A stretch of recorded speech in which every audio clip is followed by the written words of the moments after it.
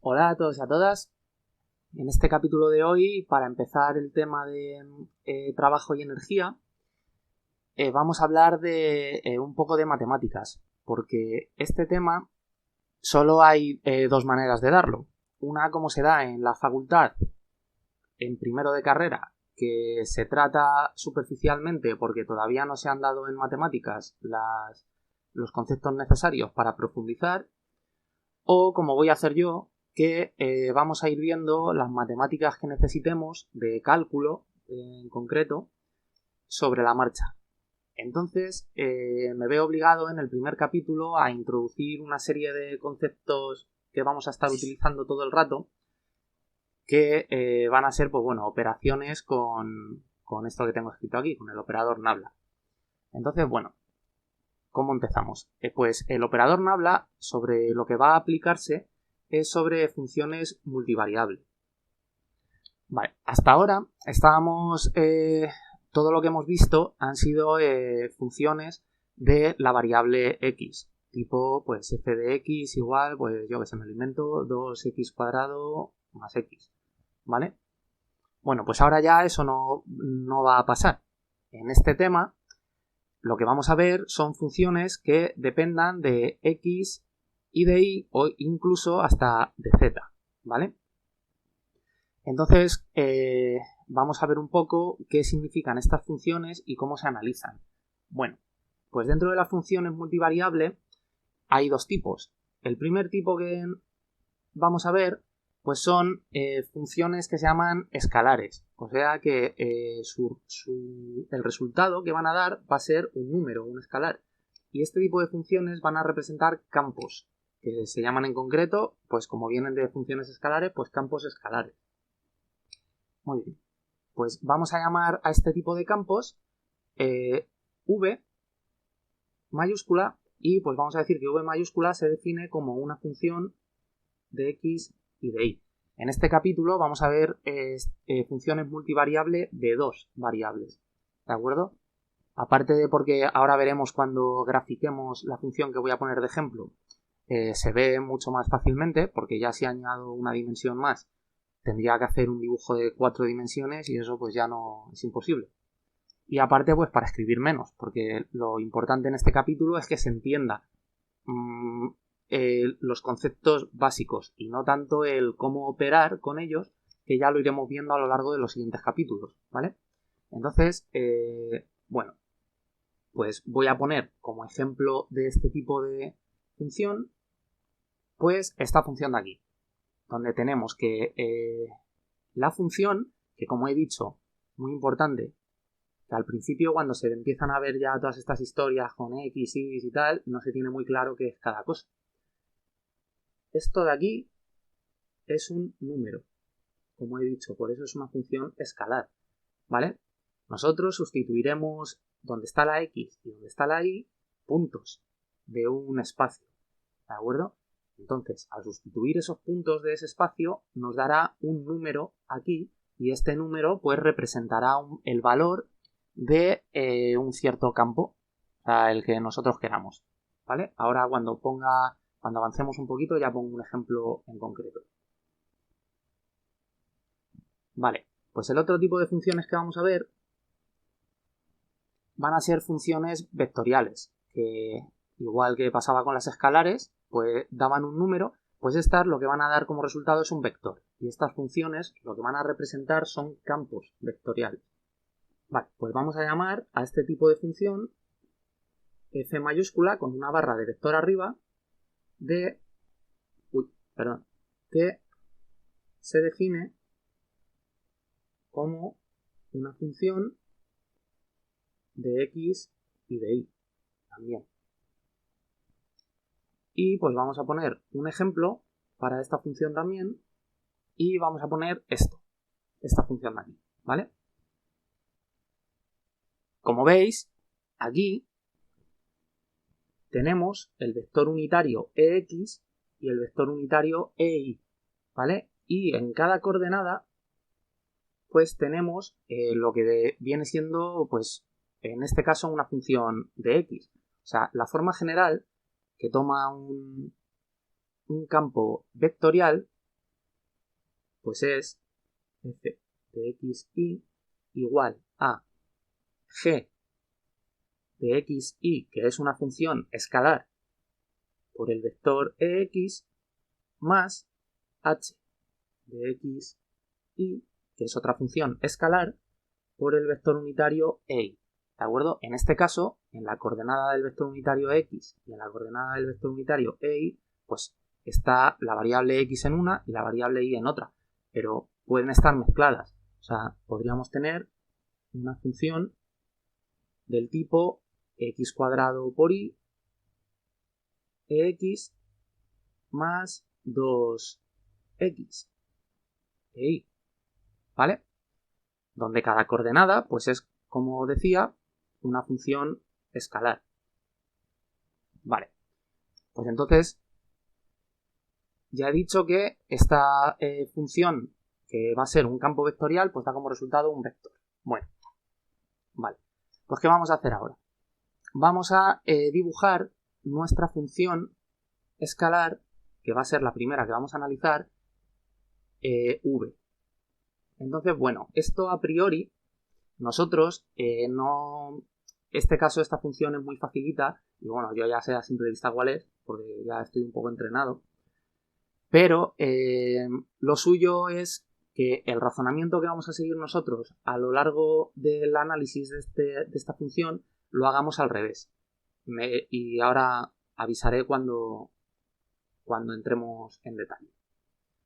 En concreto vamos a dibujarla. Muy bien, pues tiene esta forma de aquí.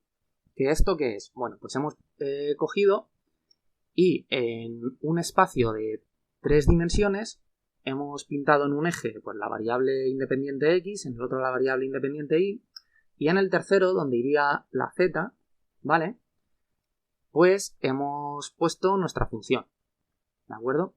Entonces, claro, ya no pasa como cuando teníamos los ejes y x, que lo que describía nuestra función era una curva plana, ¿vale? Ahora, al tener una dimensión más y 2 variables, pues la forma que va a tener nuestra función al graficarla va a ser una superficie, ¿vale? Y si tuviéramos una tercera coordenada y en una cuarta la función, lo que pasa que ya eso es imposible de dibujar, pues lo que tendríamos es un volumen, ¿vale? Bueno, pues como vemos, la curva, o sea, bueno, la superficie que dibuja nuestra función al graficarse, esto es lo que se llama un paraboloide, ¿de acuerdo? Que es, pues esto que veis aquí, donde lo que hay dentro de aquí, o sea, está hueco, ¿vale? No penséis que esto es es algo macizo, es solo la superficie externa, ¿vale? O sea, como si fuera una manta que nosotros hemos cogido, ¿vale? Con la mano y la estamos sosteniendo y forma esta... y tiene esta forma, vamos. Y ahora viene lo que he dicho antes que deberíamos hacer al revés. Bueno, pues vamos a coger nuestra función... vamos a coger nuestra función v y vamos a analizarla un poquito. Entonces, vamos a ver. V, vemos que está representado en un eje, ¿de acuerdo? Entonces v lo que significa es que según vayamos dando valores a la x y a la y, pues v va a aumentar o a disminuir en este eje. Entonces, ¿esto qué quiere decir? Pues que nosotros vamos a coger un punto en el plano XY, en este de aquí, ¿vale? Por ejemplo, pues yo qué sé, aquí. Vamos a decir que este es el punto 3, 3. Pues el punto 3, 3, que tiene aquí el valor 0, 3 en y, y aquí el punto 3, 0 en x, pues cuando sustituimos aquí en la función, ¿qué es lo que va a dar? Pues sustituimos un 3 en la X, esto se anula, sustituimos un 3 en la Y, esto se anula y queda 4, ¿vale? Entonces, lo que significa es que vamos a encontrar un punto que al llevarlo, a ver que lo haga bien, al proyectarlo perpendicularmente en el eje donde tenemos representada la función, pues este punto de aquí va a ser el 0, 0, 4. ¿Vale? Y pues claro, cada punto que representemos en el plano XY tiene que acabar en un punto de esta superficie, de este paraboloide, ¿vale? O sea, no puede pasar que cojamos un punto aquí, proyectemos en los ejes y nos dé un valor de la función aquí donde no hay superficie, ¿vale? Este punto tiene que estar en algún lugar de esta superficie. Bueno, pues se nos podría ocurrir decir, a ver, ¿qué ocurre cuando en nuestro eje de la función, pues la función vale 0? O sea que tenemos que v es igual a 0. Entonces, eso lo que significa es que todo esto de aquí pues es igual a 0. Entonces, ¿qué vamos a hacer? Pues nos vamos a llevar esto de aquí y esto de aquí al otro lado del igual para que cambie su signo y tenemos x menos 3 al cuadrado más y menos 3 al cuadrado igual a 4, y 4 es 2 al cuadrado. ¿Y qué es esto de aquí? Pues esto es en un plano de ejes XY, esto lo que es una circunferencia centrada en el punto 3, 3 y con radio 2. ¿Vale? O sea que nos tendríamos que venir aquí al punto 3 y aquí al punto 3 y coger una circunferencia de radio 2, que sería más o menos por aquí.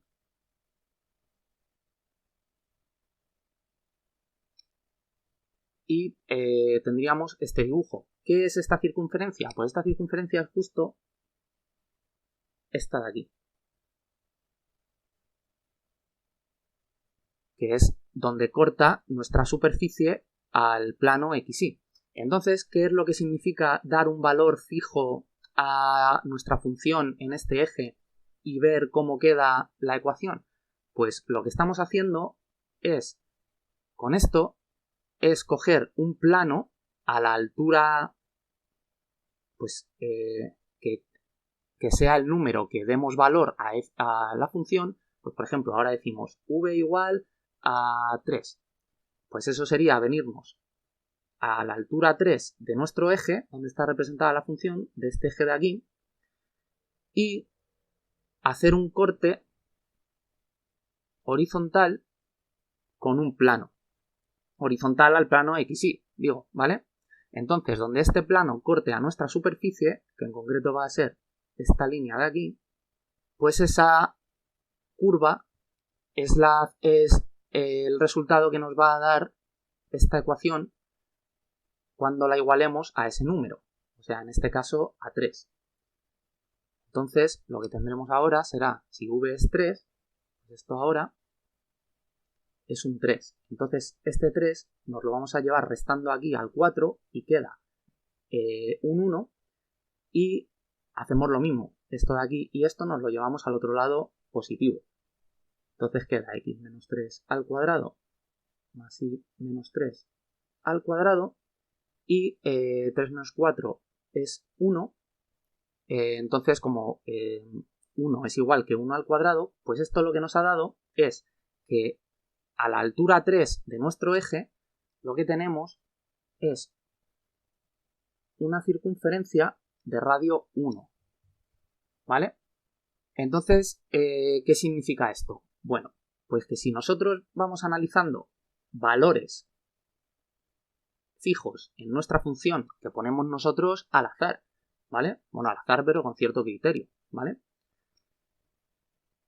Y vemos qué forma toma esta ecuación, pues claro, al dar como valor a la función una constante, esto se reduce a una ecuación en 2 dimensiones en un plano paralelo al plano XY que se sitúe a la altura en este eje que sea la constante por la que hemos sustituido la v. ¿Vale? Entonces, en este caso de nuestra función, a ver que borre un poquito, pues va a quedar de la siguiente forma. Vale, pues va a quedar así, ¿de acuerdo? Entonces, esto es lo que yo decía que, claro, pues a simple vista yo ya sé que esta función de aquí es un paraboloide, pero hay veces pues que esta función va a ser muy complicada y no podremos saber a priori qué forma tiene para dibujarla directamente. Entonces tendremos que recurrir a este tipo de análisis en el que vamos dando valores constantes a la función y vemos qué forma toma esto. Que no es más que ir proyectando cada piso, ¿vale? O cada corte de estos planos, irlos proyectando en el suelo, en nuestro plano XY, ¿vale? Entonces quedará de esta forma. Pues esto lo que se llama es un análisis por curvas de nivel, donde me he hecho aquí una chuleta donde según le vayamos dando un valor constante a nuestra función v, pues esto lo que significa es que encontraremos la ecuación de una circunferencia con un cierto radio, que era, pues, o sea, nosotros ya sabemos que la ecuación de una circunferencia es x cuadrado en 2 dimensiones más y cuadrado igual a r al cuadrado. Entonces, bueno, lo de que haya aquí dentro del paréntesis al cuadrado restando unos números a la x a la y, eso lo único que dice es que en vez de estar centrada la circunferencia en el 0, 0, pues está centrada en el punto 3, 3, ¿vale? Pero es igual. Entonces, pues como hemos hecho antes con el análisis de esta ecuación, pues nos irá dando unos radios que son estos. Pues cuando el corte que hacemos está a la altura 0, pues tendrá un radio igual a 2, lo que significa que esta circunferencia de aquí pues tiene radio 2. O lo que es lo mismo, pues esta de aquí, la v, vale 0. Cuando la v vale 1, pues el radio es raíz de 3. O sea que, pues, bueno, aunque yo aquí he puesto la distancia entre circunferencias igual, pues según este análisis de aquí ya estáis viendo que no, pero bueno, pues permitidme ese pequeño error. Bueno, pues entonces, aquí, en esta segunda circunferencia, pues el radio es raíz de 3, que raíz de 3, pues claramente es un número más pequeño que 2, porque es 1,3 y mucho, 1,4, no sé. Entonces esta pues es v igual a 1. Esta de aquí pues es v igual a 2. Esta v igual a 3. A ver, 0, 1, 2, 3. Claro. Y el punto pues tiene que ser v igual a 4. Que es lo que ocurre, este punto, como tiene coordenadas 3, 3, pues cuando sustituimos el punto 3, 3 en esta ecuación, esto se anula, queda 4, entonces en el punto 3, 3, pues nuestra función vale 4, que es pues justo ya en 4 el radio es 0, o sea, es un punto, ¿vale? Pues una vez hecho este análisis por curvas de nivel, nosotros ya podríamos intuir que si añadiéramos la tercera dimensión aquí como el eje VXY, pues esto iría tomando, sería como pues ir levantando circunferencia a circunferencia, cada una un poquito más alta. Y pues con un poquito de visión espacial e imaginación, pues ver que lo que dibuja es un paraboloide de circunferencias a cada altura, o sea, en la que a cada altura el corte es una circunferencia. Eso sí. Bueno, pues vamos a ir dándole interpretación física a todo esto. Y lo que vamos a decir es que nuestra v va, como es un campo escalar, pues va a representar un campo de temperaturas. Bueno, pues esto, la interpretación que tiene es que nosotros viviríamos en nuestro espacio de 2 dimensiones X, Y, ¿de acuerdo? O sea, nosotros en realidad vivimos en 3 dimensiones, pero pues es por eso que vuelvo a repetir que el dibujo que he hecho, pues he quitado la coordenada Z. Aparte de para poderlo dibujar, pues bueno, para simplificarlo. Entonces nosotros viviríamos en este mundo plano de 2 dimensiones y lo que tendríamos es en todo nuestro espacio, porque a ver, yo he dejado ya de dibujar estas circunferencias en v igual a 0, pero seguiría habiendo más circunferencias, pero ya con un valor de v negativo, correspondiente a, pues, a que el paraboloide crece hacia abajo, ¿vale? Hacia valores negativos del campo. Vale, pues entonces nosotros en nuestro espacio de 2 dimensiones significaría que en cada punto de nuestro espacio hay asociado un valor de nuestro campo, que es un campo de temperaturas. ¿Esto qué quiere decir? Pues que en cada punto pues hay una temperatura distinta y vendrá dada por esta función de aquí, que claramente es una función en la que la temperatura depende de la distancia a este centro, que es el punto 3,3, y tiene valores constantes a lo largo de circunferencias de igual radio, claro. Entonces, pues por ejemplo, nosotros hemos visto antes que el centro era el punto 3,3 y el punto 3,3 nos daba un valor de V igual a 4, lo que significa que en este punto de aquí, de nuestro espacio, tendríamos una temperatura de 4 grados, los que sean, ¿vale? Si nos vamos, por ejemplo, a este punto de aquí, pues este punto de aquí, o bueno, mejor, vámonos al punto 0, 0, pues como hemos definido así nuestra función, pues en el punto 0, 0 significa que también pasará otra circunferencia, ¿vale? Que lo que va a estar es por debajo en nuestra gráfica del plano XY. O sea, en concreto, pues vamos a decir, pues por ejemplo, que sería esta de aquí, que ya está en valores negativos de V. Entonces, claro, efectivamente, pues en el punto 0, 0 nos tiene que dar un valor negativo de aquí. Pues si sustituimos la X y la Y por 0, pues tendremos V de 0, 0, pues es igual a menos 3 al cuadrado es 9, con este menos 9. Esto da lo mismo, menos 3 al cuadrado es 9, con este menos 9 y luego 4.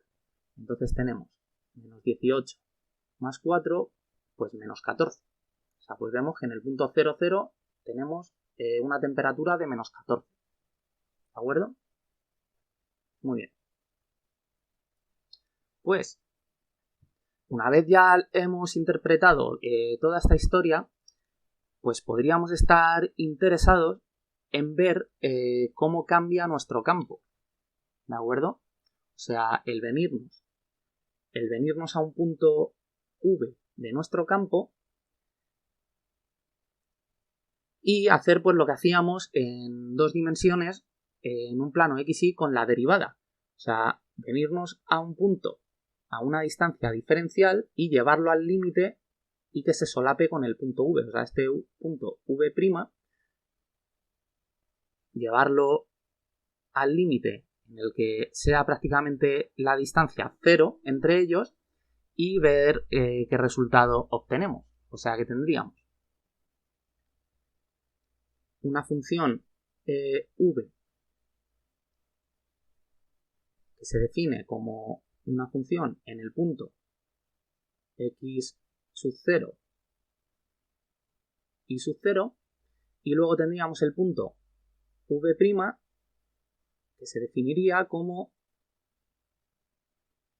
el punto x sub 0 más una distancia diferencial y el punto y sub 0 más una distancia diferencial. Vale, pues la historia que ocurre con estas funciones multivariables es que no podemos hacer una derivada a la vez, ¿de acuerdo? De todas las variables. Entonces vamos a tener que definir lo que se llama la derivada parcial. Vamos a definir la derivada parcial de nuestro campo respecto a la coordenada x de esta manera, como hacemos con las derivadas en variables en funciones de una variable.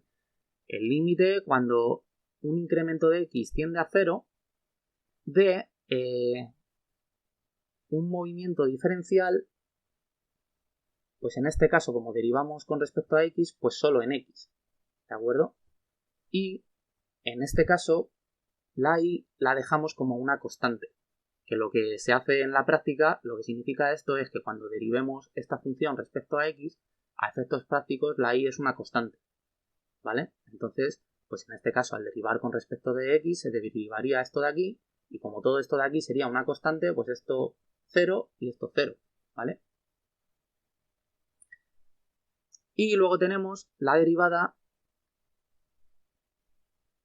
parcial con respecto a y, que ahora lo que dejamos fijo es la x y donde nos movemos es en y.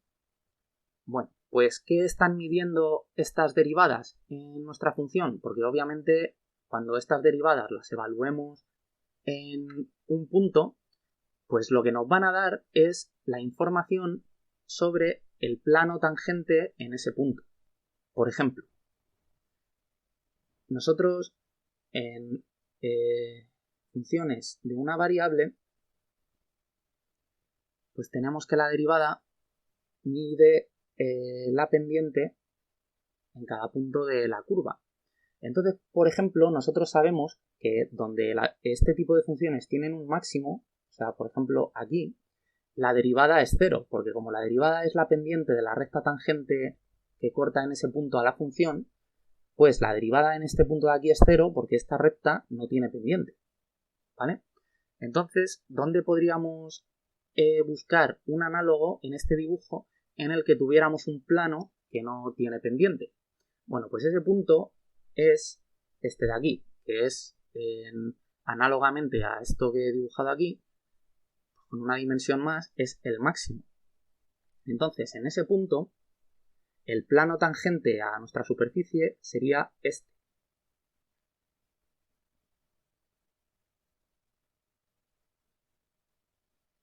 Entonces, lo que nos van a dar, los números que nos dan la derivada respecto a x y la derivada parcial respecto a y, evaluadas en este punto de aquí, o en cualquiera, es la inclinación respecto a este plano de aquí, al formado por la x y la función, en una, y la inclinación respecto a este otro, al plano formado por la y la función. ¿Por qué? Pues porque en este caso, pues la inclinación es 0, pues porque este plano está horizontal al plano XY.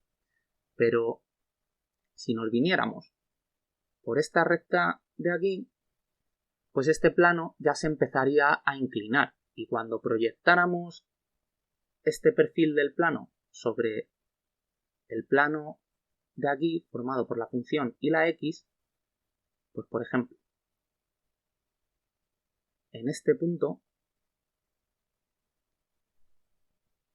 el plano tangente a la superficie sería este de aquí, y esto proyectado aquí sería una recta tal que así, de perfil, ¿vale? ¿Qué es lo que ocurre si cogiéramos y bajáramos por esta curva de aquí de perfil y proyectáramos sobre el plano formado por la función y la y? Pues que entonces, aquí en este punto, tendríamos un plano tangente a esta superficie, que sería este de aquí, y al proyectarlo en esta pared, pues tendríamos una recta con esta inclinación, ¿vale? Entonces, las dos derivadas pues nos están diciendo mezcladas de cierta manera, que es ya temario más avanzado de cálculo, pues cuál es la inclinación en este espacio de 3 dimensiones del plano tangente. Pues si cogemos un punto que esté por aquí, por ejemplo aquí, pues ya tendrá inclinación en ambos planos, ¿vale? Tendrá un poco de inclinación aquí y un poco de inclinación aquí. Vale, pues me he reorganizado todo esto un poco porque una vez hemos visto ya qué es una derivada parcial, pues lo que nos va a interesar es ya en nuestro espacio donde nosotros vivimos, que es en el espacio de 2 dimensiones formado por el plano XY, pues nos podría interesar un vector que apuntara hacia donde crece nuestro campo, ¿de acuerdo? Entonces, ¿cómo se hace eso? Bueno, pues como la magnitud que está relacionada con el crecimiento es la derivada y lo que queremos es un vector, pues dándole un poco al coco a alguien en su día, pues se le ocurrió lo que da título al vídeo, que es el operador nabla, que es este triángulo puesto boca abajo con la barra de vector arriba, y esto pues se define de la siguiente manera, que es, como tiene que ser un vector y medir los cambios, pues va a ser la derivada respecto a x por el vector unitario ex más la derivada con respecto a y por el vector unitario ei. Y bueno, esto continuaría según las variables que tuviéramos, ¿vale? Si tuviéramos la variable z también, pues la derivada con respecto a z por el vector unitario de z y así hasta la dimensión que sea. Como yo estoy trabajando con ejemplos de dos variables, pues hasta aquí, ¿vale? Bueno, pues una vez hemos definido este operador, ¿por qué se llama operador? Bueno, porque en realidad estamos definiendo un vector donde sus coordenadas no son ningún número, sino que son operaciones, en este caso en concreto, pues la operación de derivación. Entonces, pues por eso se llama operador. Vale. Pues, ¿qué va a ocurrir si aplicamos el operador nabla sobre el campo escalar V? Pues que vamos a encontrar lo que queríamos. Vamos a medir cómo cambia el campo respecto a cada variable y vamos a montar con ello un vector, ¿vale? Entonces, a eso se le llama el gradiente de la función escalar. Y repito porque esto es muy importante, el gradiente solo existe de una función escalar, ¿vale? Entonces, el gradiente pues va a ser aplicar el operador nabla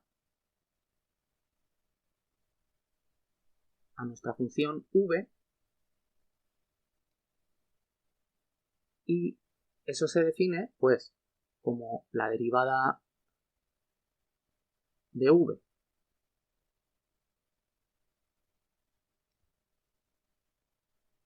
respecto a x por el vector unitario ex más la derivada de v respecto a y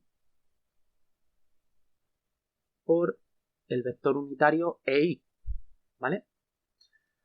Bueno, pues, ¿cómo se hace esto? Pues, en este caso en concreto, con la función v que hemos puesto como ejemplo, pues lo que nos da es la derivada respecto a x de esta función, pues entonces y se toma como una constante más, entonces esto es 0, porque es la derivada de constantes, y aquí, pues ¿qué es lo que da? Daría menos 2 x menos 3 elevado a un grado menos por la derivada de x, que es 1. Y todo esto por el vector unitario ex. Más, ahora derivamos con respecto a y, pero esto va a dar un menos. Y entonces ahora la x es la que es una constante. Entonces esto va a 0 y esto también. Y tenemos menos 2 por y menos 3 por el vector unitario EI. Vale, pues ¿qué es lo que nos damos cuenta? Que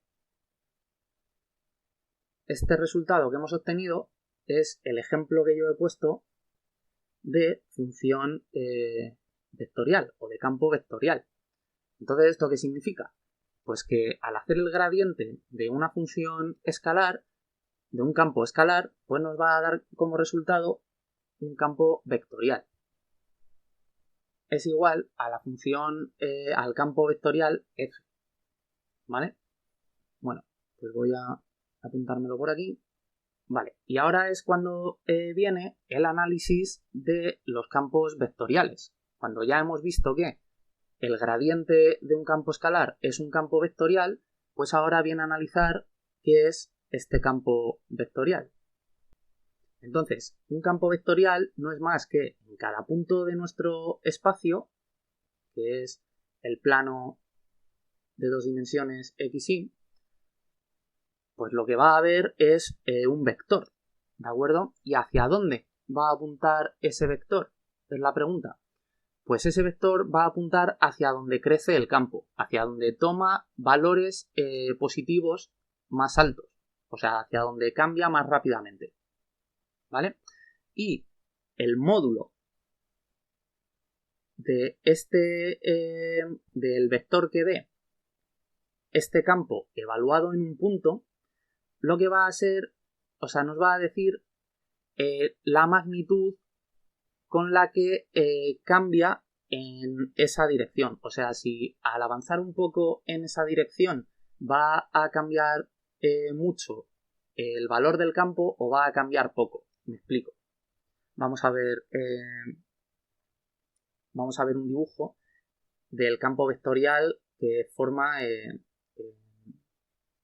nuestro espacio.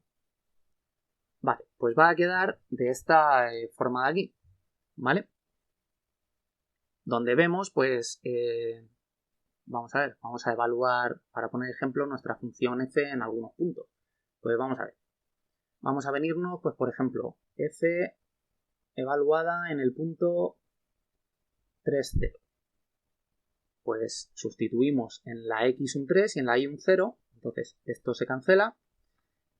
Y, se cancela la x y la y al ser un 0, pues es menos 3 por menos 2 es 6 y esto da 6 EI, ¿vale? Entonces esto quiere decir que en el punto 3, 0, que es este de aquí, donde la x vale 3 y la y 0, pues tendríamos un vector de módulo 6 apuntando en la dirección positiva de y, ¿vale? ¿Qué ocurre, por ejemplo, en el punto, pues vamos a evaluar el punto 0,3, que sería este de aquí? Pues en el punto 0,3, la hora a la que se cancela es esto de aquí, y tenemos pues exactamente lo mismo, 6. Pero ahora por EX. Entonces tendríamos en este punto de aquí un vector de módulo 6 en la dirección positiva del eje X. ¿De acuerdo? Vale. Pues habréis notado que según los puntos, o sea, lo que ocurre aquí es que en cada circunferencia los vectores que evaluamos en cada punto de esa circunferencia, de esa trayectoria curva, pues tienen el mismo módulo, ¿vale? Y según vamos entrando en circunferencias interiores, el módulo va siendo cada vez menor, ¿vale? Entonces, ¿esto qué quiere decir? Bueno, pues voy a ponerme una tabla como ejemplo que me he hecho previamente. Vale, pues me he copiado aquí una chuleta donde vemos que, pues lo que he hecho antes, he calculado el valor del campo en el punto 3, 0 y me ha dado un vector de módulo 6 apuntando a la dirección positiva de x. Pues esto es calcular el campo vectorial en el punto 3, 1, o sea que la x es igual a 3, la y es igual a 1, aquí 3 y luego 2 y 3 y 3. Entonces, pues lo que vemos es que lo que hemos dejado fijo es la x, o sea que nos hemos venido aquí, voy a hacerlo en otro color, aquí, a ver, este no se ve nada, a ver, en rojo, aquí donde la x es igual a 3 y he ido subiendo valores en la y. Entonces lo que vemos es que el módulo del vector del campo vectorial va siendo cada vez menor, hasta que llega a un punto en el 3, 3, en el que ya ahí no hay ningún vector, porque da el vector 0, que eso corresponde pues a lo que he dicho antes de que en la cima del paraboloide que he dibujado, o sea aquí, el plano tangente pues no tenía inclinación, ¿de acuerdo? Y como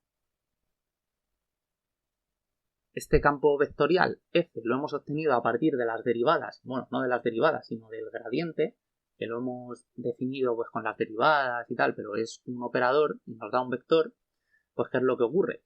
Que nosotros cuando hacemos la derivada de una función y la igualamos a 0, pues estamos calculando un máximo o un mínimo, ¿de acuerdo?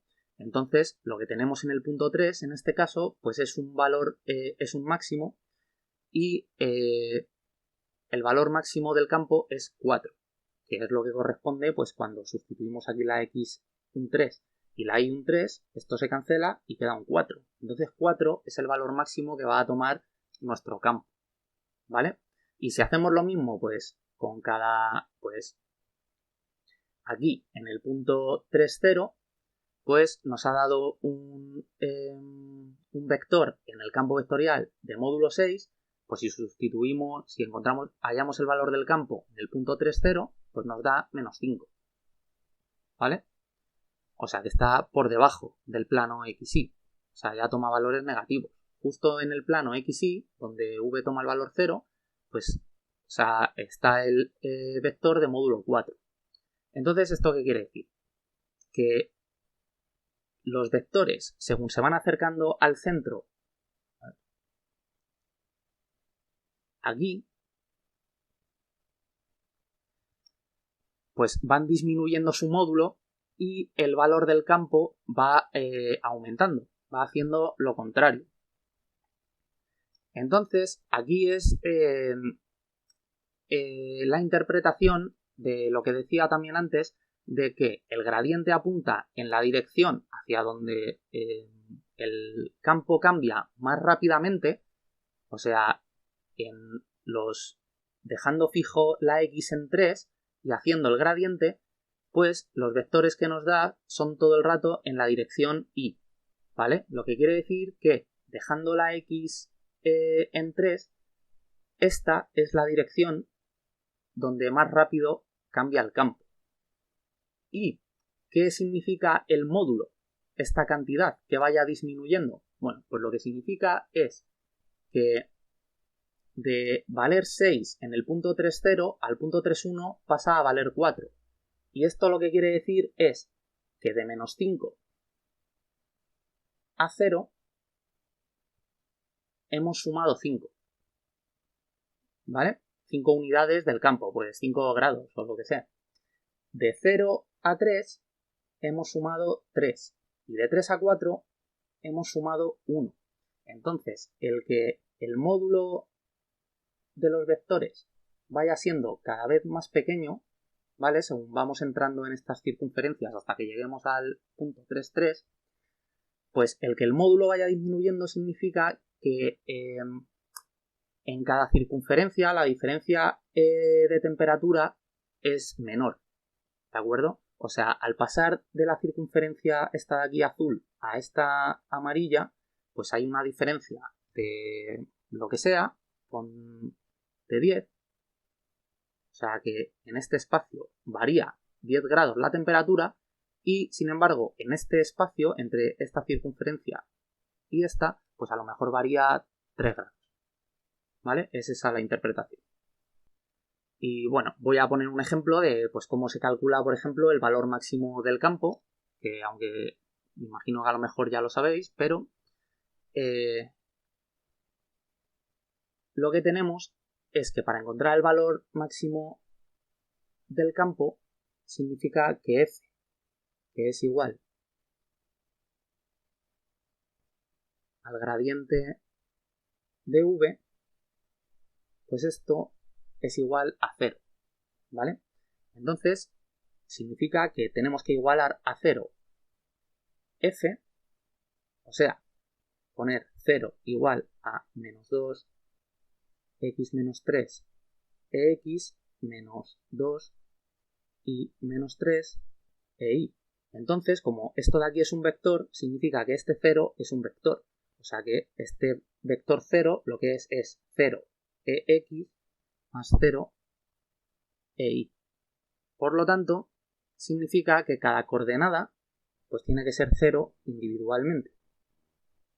Así que tendremos que en la coordenada del vector unitario x, pues tenemos que menos 2 por x menos 3 tiene que ser 0, y en la coordenada y, pues que menos 2 por y menos 3 es igual a 0. Entonces, pues ya vemos que como esto es un producto y el menos 2 no es 0, pues lo que tiene que ser 0 es x menos 3 igual a 0, y aquí y menos 3. Está que x es 3 y que y es igual a 3, que son los números que metemos luego en el campo, nos da el valor máximo, ¿vale?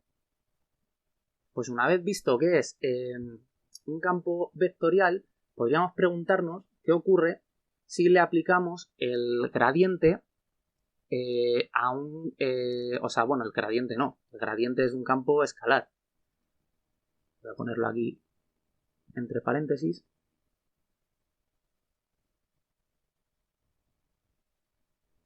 Que se aplica sobre una función escalar, un campo escalar. ¿Qué pasa si aplicamos el operador nabla, eso sí, sobre un campo vectorial? O sea, tenemos esto. Vale, pues esto tiene un nombre y a esto se le llama la divergencia de un campo vectorial. Y pues como hemos definido el operador, pues esto lo que será es la derivada respecto a x por el vector unitario x más la derivada respecto a y por el vector unitario y. Y el campo, pues también tiene dos dimensiones, es el valor del campo en x, en coordenada, por el vector unitario x, más la coordenada y por el vector unitario y. Entonces, como esto lo que es un producto escalar entre dos vectores, pues esto lo que da solo sobreviven los productos de cada vector consigo mismo, que son 1 y pues con el resto es 0. Entonces esto da la derivada respecto a x de la componente x del campo vectorial más la derivada respecto a y de la componente y del campo, ¿vale? Y esto, pues obviamente por ser un producto escalar, esto lo que da es un número. Vale, pues ¿qué interpretación tiene este número? Pues lo que es este número es el flujo de líneas de campo de fuerza que atraviesan un cierto volumen acotado por una superficie cerrada. Y bueno, la divergencia no es algo con lo que yo creo que vayamos a trabajar mucho hasta que veamos las leyes de Maxwell. Y pues, bueno, cuando las veamos pues ya lo explicaré en más detalle porque la definición correcta va con una integral de superficie y tal y cual. Bueno, esto lo que va a dar es un número cuya interpretación es que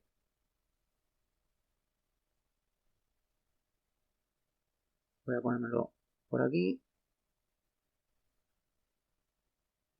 Vale. Si la divergencia es un número positivo, significa que el campo F lo que es una fuente de líneas de campo.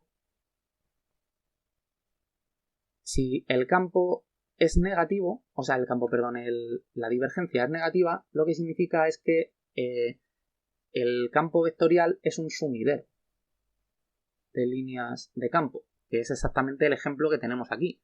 O sea, todas las líneas de campo van hacia el centro, ¿vale? o sea, hacia este punto, lo que podría decirse que es pues un sumidero, o sea, se traga todas las líneas de campo. Si los vectores apuntaran en la dirección contraria, o sea, hacia afuera, en el sentido opuesto, o sea, hacia afuera, así, entonces lo que sería una fuente, ¿vale?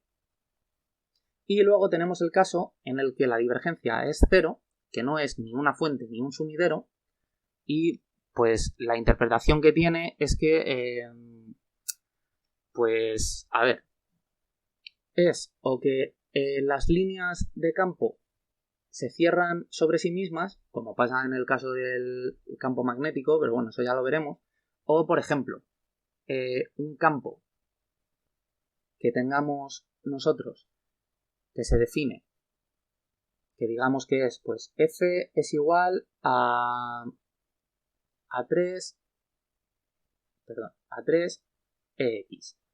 ¿Esto qué significa? Que en cada punto de este espacio de aquí, X, Y, lo que tenemos es un vector de módulo 3 apuntando en la dirección positiva de X. O sea, uno aquí, otro aquí, otro aquí, otro aquí.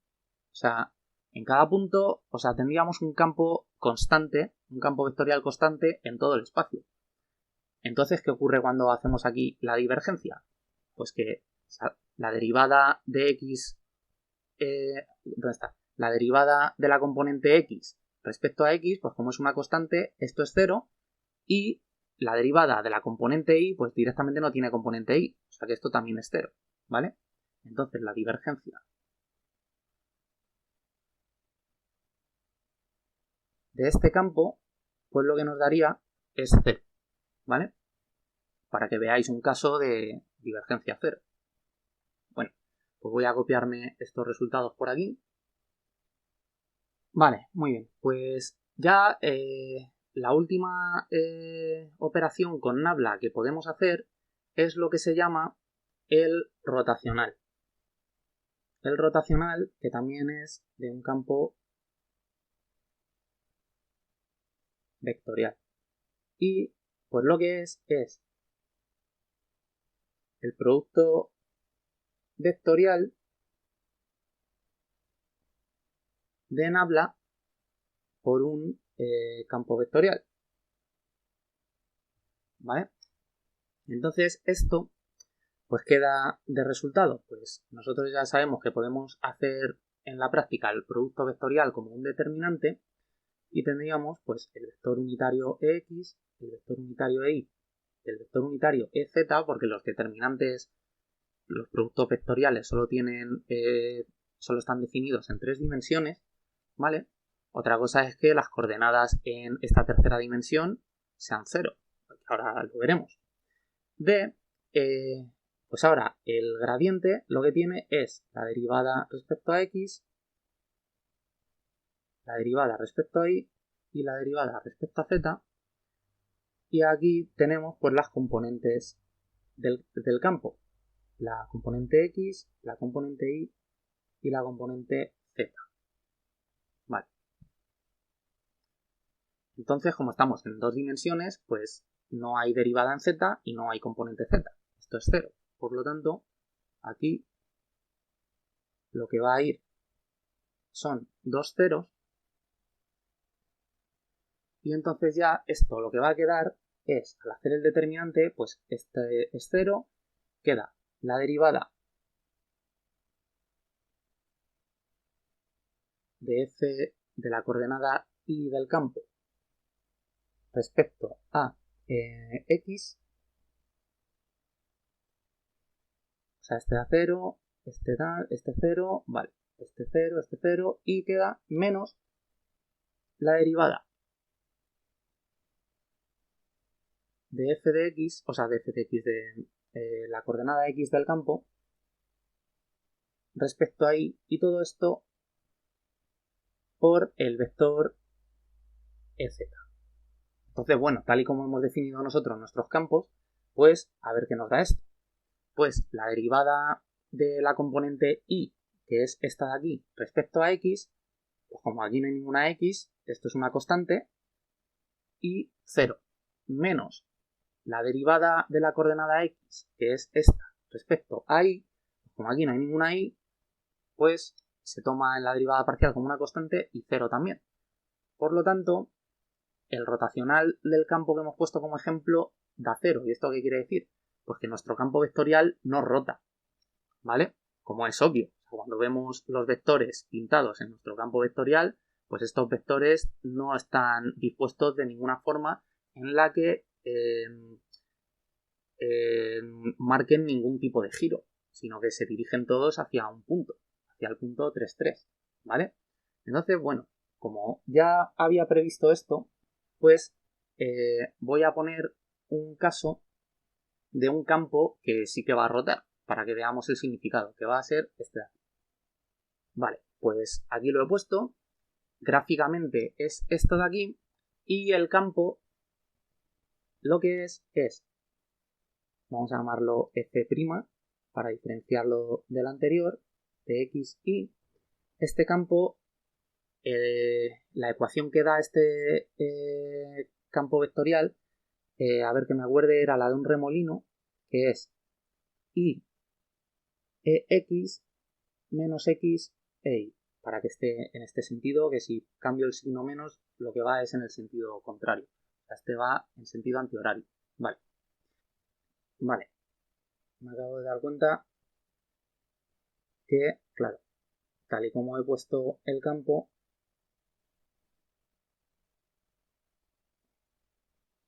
va con este signo de aquí. Vale, ahora sí. Entonces, claro, esto ahora lo que va a dar es menos, es 2 positivo. Porque la derivada de esto es 1 menos 1, sí, vale. Disculpad porque, claro, tal y como he puesto girando en sentido antihorario este campo, entonces lo que significa es que este va a ser el eje X, este va a ser el eje Y y este va a ser el eje Z. Entonces vamos a tener nuestro campo girando así.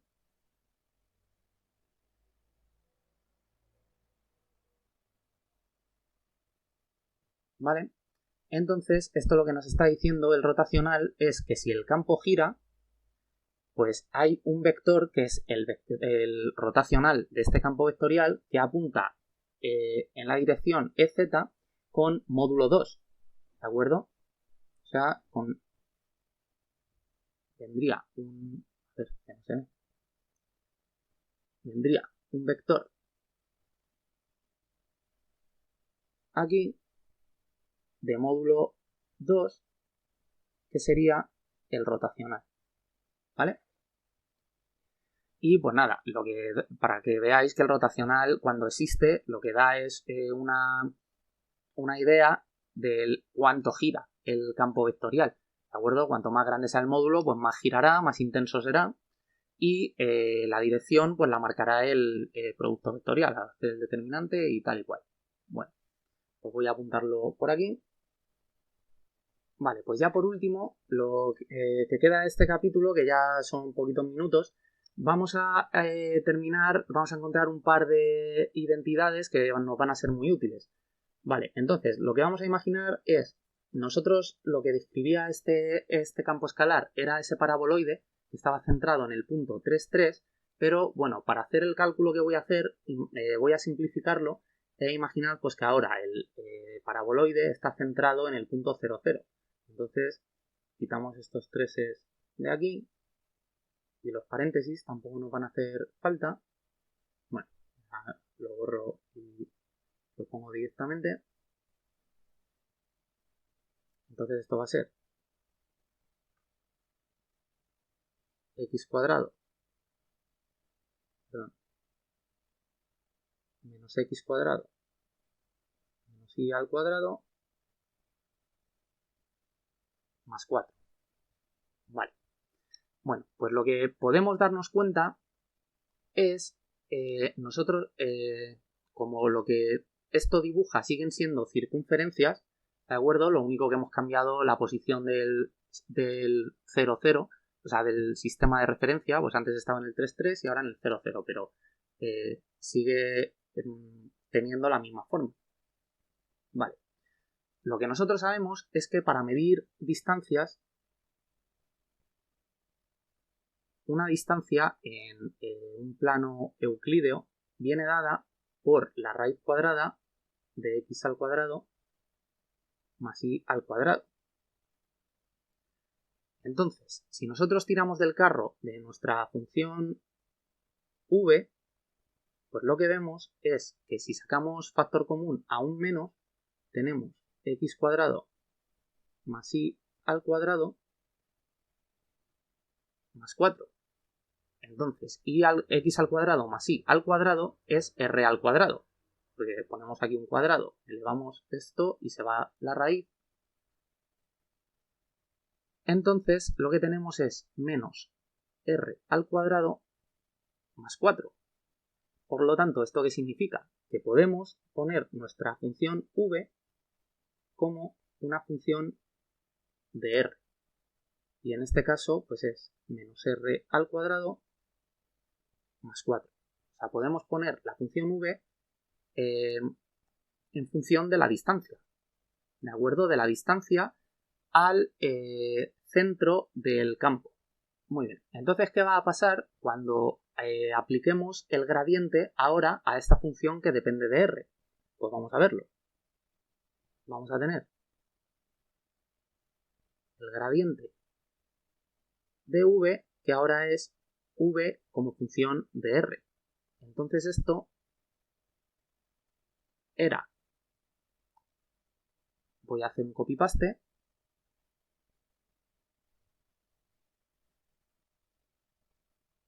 esto de aquí, pero claro, ahora v no depende ni de x ni de y, depende de r. Entonces vamos a tener que aplicar la regla de la cadena. Y como de r es una derivada no es parcial, sino que es total, pues pondremos la derivada de v respecto a r, y ahora sí por la derivada parcial de r respecto a x, y todo esto por ex, ¿vale? Más la derivada total de v respecto a r por la derivada parcial de r respecto a y por el vector unitario e. Entonces podemos sacar factor común a esto y tendremos la derivada respecto a r del campo por la derivada de r respecto a x, pues ¿cuánto va a dar? Pues esto, la derivada de r respecto a x, pues es 2x entre 2 más y al cuadrado, se va el 2, o sea que queda x entre la raíz de tal. Vale, pues tenemos x entre la raíz de x cuadrado más y al cuadrado. Todo esto por x más la derivada de r respecto a y, pues es lo mismo, pero pues con la y. O sea, queda 2y entre 2 veces la raíz del tal, se va el 2 y tenemos y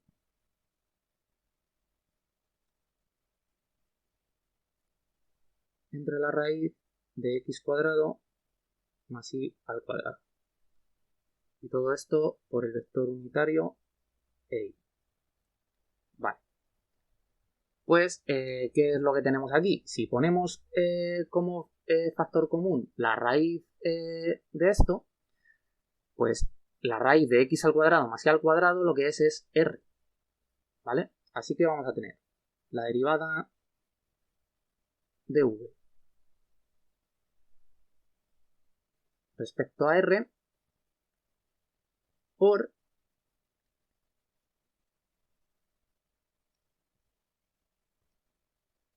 x más y e y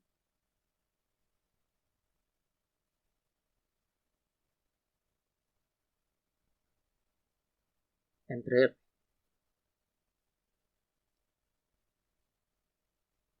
Vale. Y ya como último paso,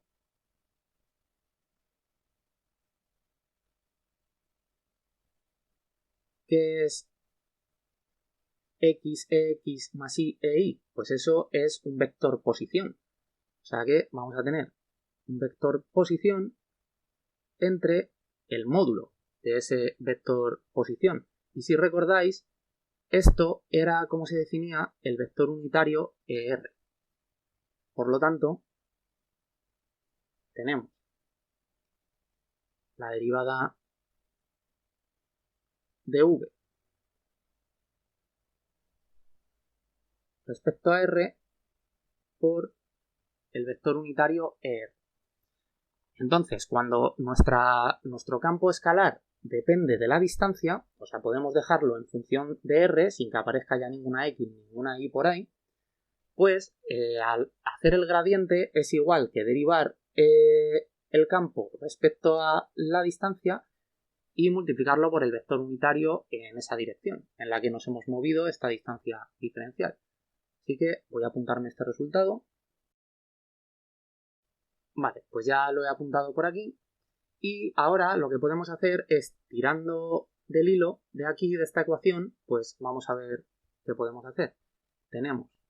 Nos vamos a llevar este dr multiplicando al otro lado del igual y vamos a hacer que el gradiente de v por el diferencial de r, esto es igual a dv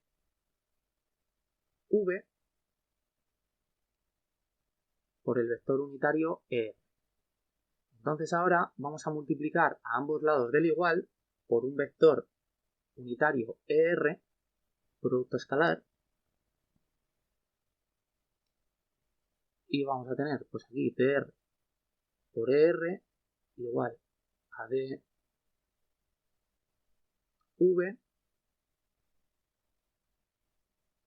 ER por ER.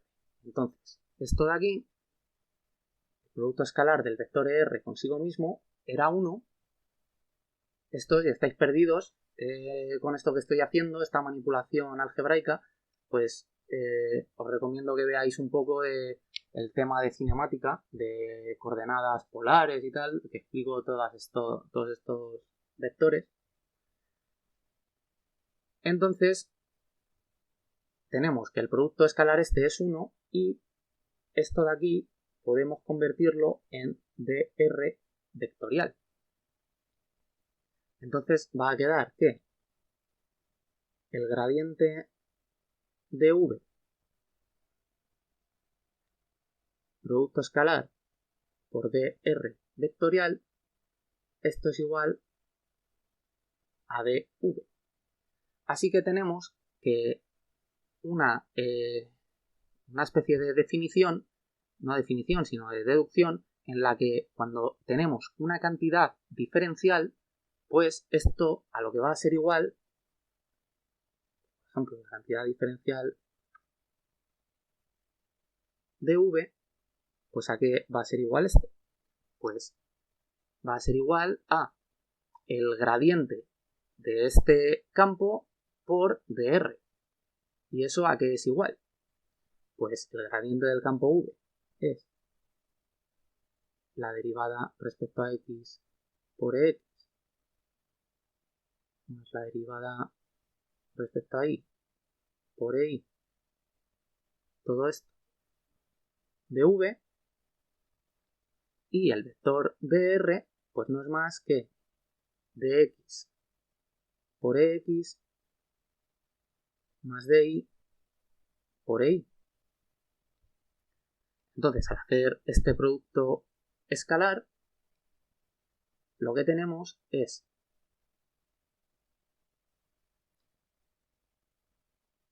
la derivada de v respecto a x por dx más la derivada de v respecto a y por dy. Y pues esto nos va a ser súper útil para cuando tengamos que hacer derivadas y tal, y tengamos cambios de coordenadas por ahí.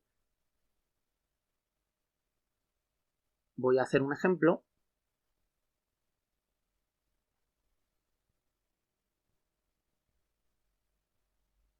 A ver, imaginad, pues por ejemplo, en coordenadas polares, nosotros sabemos que x viene dado por r, el cambio de coordenadas por r coseno de teta, y la y viene dado por r seno de teta. Entonces, si quisiéramos encontrar dx y dy, pues ya sabemos lo que tenemos que hacer por esta fórmula. Pues en dx tenemos que hacer la derivada de x respecto a la primera variable en el cambio, o sea, respecto a r por un diferencial de r más la derivada de x respecto a teta por un diferencial de teta, y con y exactamente lo mismo.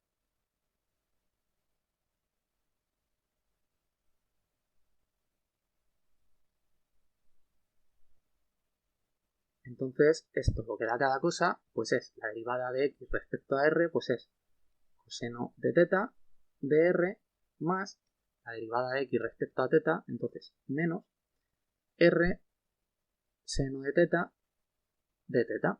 Y con y, pues esto es seno de teta de r más r coseno de teta. Y pues ya tendríamos en un cambio a coordenadas polares, de cartesianas a polares, estas cantidades diferenciales, pues por si aparecen en alguna integral o alguna derivada, pues tener la relación entre las coordenadas. Así que bueno, pues después de este capítulo extremadamente duro en matemáticas, pues nada, espero que os lo toméis con calma al verlo y que os haya quedado claro, y bueno, nos vemos en el siguiente.